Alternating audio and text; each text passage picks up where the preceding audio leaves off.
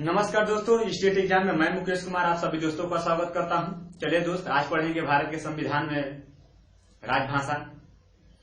चलिए दोस्त, भाषा के बारे में आज कुछ जान लेते हैं। भाषा क्या है और पहले कितनी थी और आज कितनी है।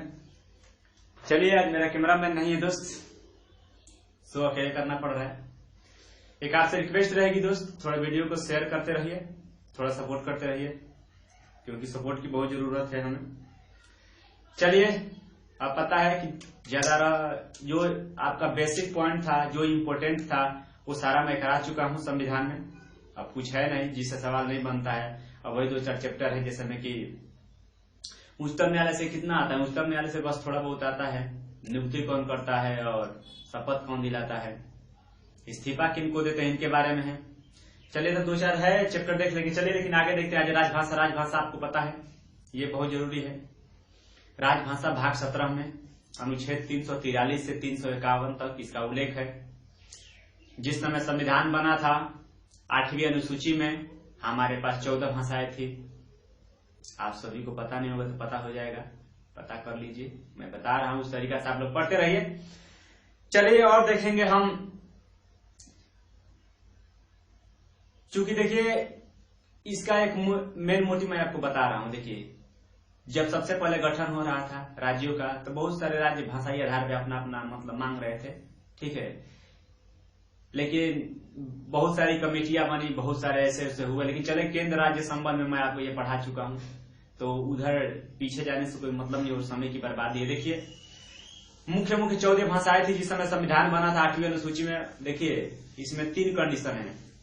भाग 17 में इसका उल्लेख है, चूंकि 22 भाग है तो 22-17 में इसका उल्लेख है। दूसरा बात, इसको ये याद रखना है कि अनुच्छेद 343 से 351 तक इसका उल्लेख अनुच्छेद।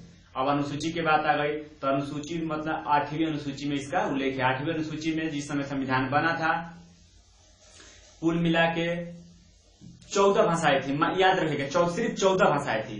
उसके बाद दोस्त 21वें संविधान संशोधन 1967 में सबसे पहले सिंधी भाषा जोड़ी गई, भाषाएं 15 हो गई। उसके बाद 71वें संविधान संशोधन 1992 में आपको 3 भाषाएं जोड़ी गई। देखिए, नेपाली, मणिपुरी और कोंकणी, 3, ये आपको याद रखना है। फिर 91वें संविधान संशोधन 2003 में 4 भाषाएं जोड़ी गई, याद रखिएगा। देखिए, 15 हुआ था, 71 में 3 जोड़ी गई और 2003 में 4 जोड़ी गई। कुल मिला के टोटल 22 भाषाएं। आज कितनी है 8वीं अनुसूची में भाषाएं? 22, ठीक है। आपको एक मैं और बात बता दूं कि देखिए, जो एक शास्त्रीय भाषा होती है, शास्त्रीय नृत्य भाषा, वो 2014 में सरकार ने फैसला लिया था कि इसका उल्लेख हम करेंगे। 2006 आते आते इसका मतलब कंप्लीट निर्णय हो गया था, लेकिन स्थापना जो हुआ था 2014 में हुआ था। चलिए देखिए, समय क्या बर्बाद करना, आपको ज्यादा इसमें कुछ याद करना नहीं। देखिए, संविधान के भाग 17 अनुच्छेद 343 से 351 तक उल्लेख है, मैं आपको बता चुका हूं। संघ की भाषा देवनागरी लिपि में लिखी जाने वाली हिंदी संघ की राजभाषा है। पूछता है कोई कि संघ की राजभाषा कौन सी है, तो उसमें लिखा होगा देवनागरी लिपि में लिखी हुई हिंदी भाषा या हिंदी भाषा, ऐसे भी लिख दिए। लेकिन एक और मैं आपको अच्छी बात बताऊं, भारत का कोई भाषा नहीं है, होता है ना, हर एक देश का लैंग्वेज अपना अपना होता है। भारत का कोई भाषा नहीं है, याद रखिएगा। ये तो आधिकारिक रूप से हिंदी को अपनाया गया है, ये भी याद रखिएगा, ठीक है। लेकिन ऑप्शन में आता है तो मजबूरी होता है कि मारना ही पड़ेगा। लेकिन आप अच्छे से जिस दिन इसके बारे में जानेंगे तो हिंदी भी भारत की भाषा नहीं है, याद रखिएगा। आइए देख लीजिए। परंतु संघ द्वारा आधिकारिक रूप से प्रयोग की जाने वाली संख्याओं का रूप अंतर्राष्ट्रीय होगा, न कि देवनागरी। मतलब जो अगर संघ अंतर्राष्ट्रीय की बात में आएगा तो अंतर्राष्ट्रीय स्तर पे बात होगा, न कि देवनागरी लिपि में, ठीक है।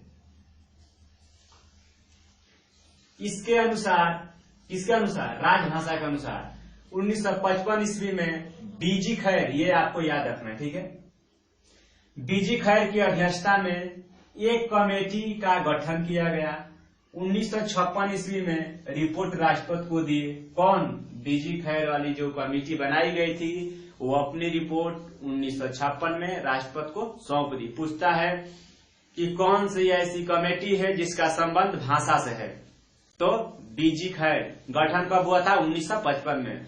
अपनी रिपोर्ट कब सौंपी थी? तो एक वर्ष बाद 1956 में अपनी रिपोर्ट दी किसको? तो राष्ट्रपति को, याद रखना, ठीक है।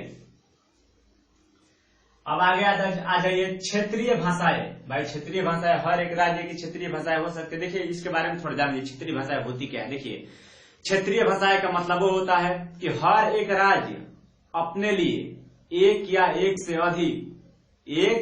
एक से अधिक राज्य भाषा को अपना सकता है या अपना भाषा बना सकता है। जैसे में कोई हिंदी भी बना सकता है, अगर चाहे तो वहां तेलुगु भी बना सकता है, 2 बना सकता है, या 2 से अधिक भी बना सकता है, इंग्लिश भी बना सकता है। ये विधायिका के ऊपर छोड़ दिया जाता है, विधायिका, ठीक है, वहां की।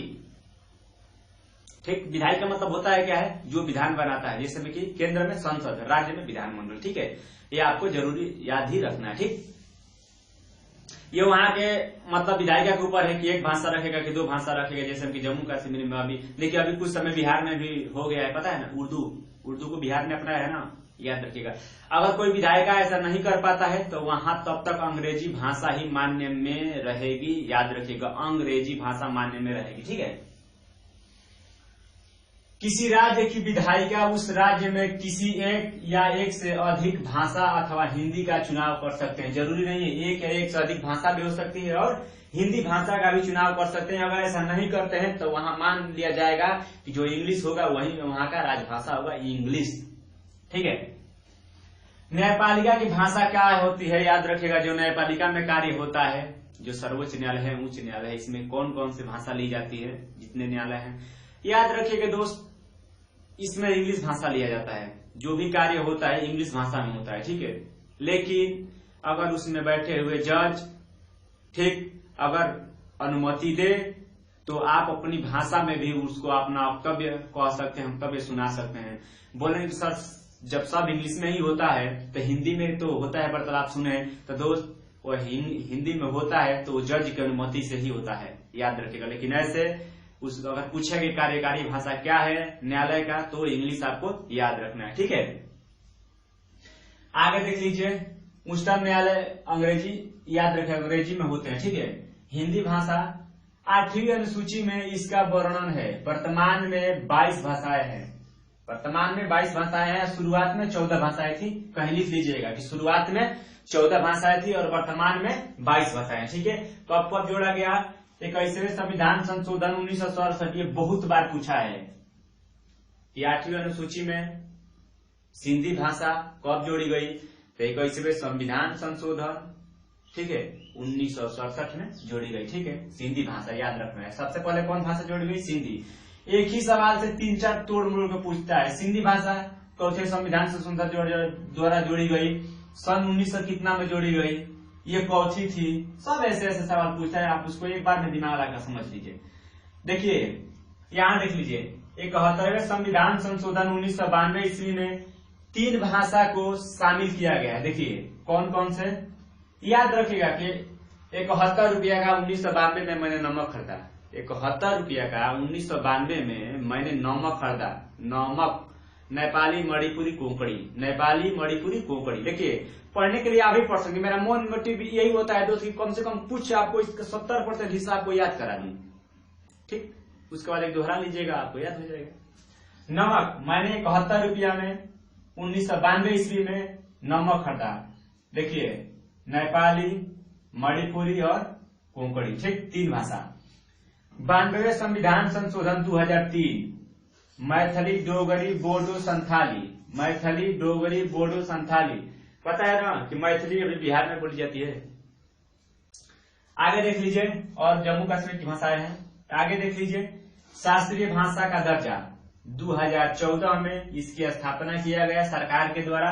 वर्तमान में 2019 में 6 है। बस इतना याद रखेगा, शास्त्रीय भाषाएं कितनी है वर्तमान में 2019 तक, तो 6 है, ठीक है।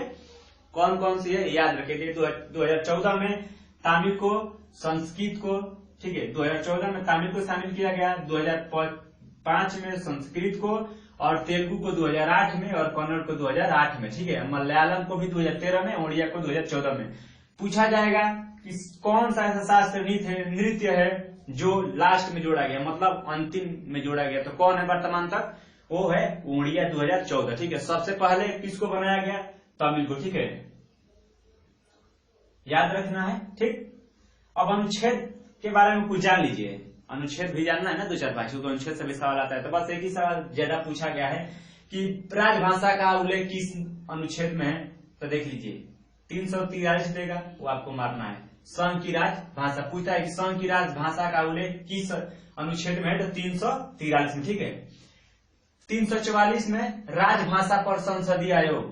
ठीक है, 345 में राज्य की राजभाषा, 351 में हिंदी भाषा के विकास के लिए विनिर्देश। अनुच्छेद 351 कहता है कि हिंदी भाषा के विकास के लिए विनिर्देश करना चाहिए, मतलब बढ़ावा देने के लिए। आपको प्रचार प्रसार कर सकते हैं, इसमें रोक छूट नहीं है। चलिए दोस्त, मैं आशा करूंगा कि आप लोग को समझ में आ गया होगा। ऐसे ऐसे आप पढ़ेंगे दोस्त, यकीन मानिए सफलता आपकी कदम चूमेगी। लेकिन हाँ देखिए, थोड़ा ही पढ़िए। राजभाषा में कितना हम पढ़ाए हैं, बस देखिए 2-4 पॉइंट 10 पॉइंट है आपके लिए, याद कर लीजिएगा। राजभाषा से सवाल आता है, लेकिन याद रखना है थोड़ा ही पढ़ना है, उसको मजबूती से पकड़ बना के रखनी है। क्योंकि 4 ऑप्शन आए तो वहां ये सोचने में मतलब विलंब 10 सेकंड भी न लगे उसको सवाल पढ़ते समय कि आपको 1 सेकंड में आंसर मार देना है। ठीक है, ऐसा पकड़ रखिए। एक बोर्ड में पढ़ा दूं और उसके बाद पढ़ने के बाद क्या होगा दोस्त पता है? आप उसी में उलझ जाएंगे। ठीक है, 1967 में सिंधी जोड़ी गई, कौन सी जोड़ी गई, ये पहले जोड़ी गई, चौथी जोड़ी गई, ऐसे करके आप कंफ्यूज हो जाएंगे।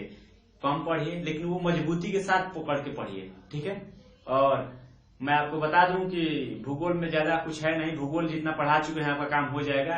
अब ज्वालामुखी पवन है तो उसमें क्या पढ़ाना है? ज्वालामुखी घास उस मैदान है, तो 2-4 है, एक दिन उठाऊंगा तो देखिए ज्वालामुखी, पवन, घास, 3-4 चैप्टर मतलब एकदम खत्म ही कर देंगे। सोच रहा हूं संविधान खत्म हो जाए, संविधान में 2-4 चैप्टर खत्म हो जाए, उसके बाद उसको खत्म करने के बाद रीजनिंग मैथ आपको एकदम आसान से मैं पढ़ा दूंगा। सबसे फेवरेट विषय रहा है मेरा मैथ और रीजनिंग। ठीक है, चलिए दोस्त, वीडियो को देखने के लिए धन्यवाद। आप सभी दोस्तों को बाय बाय।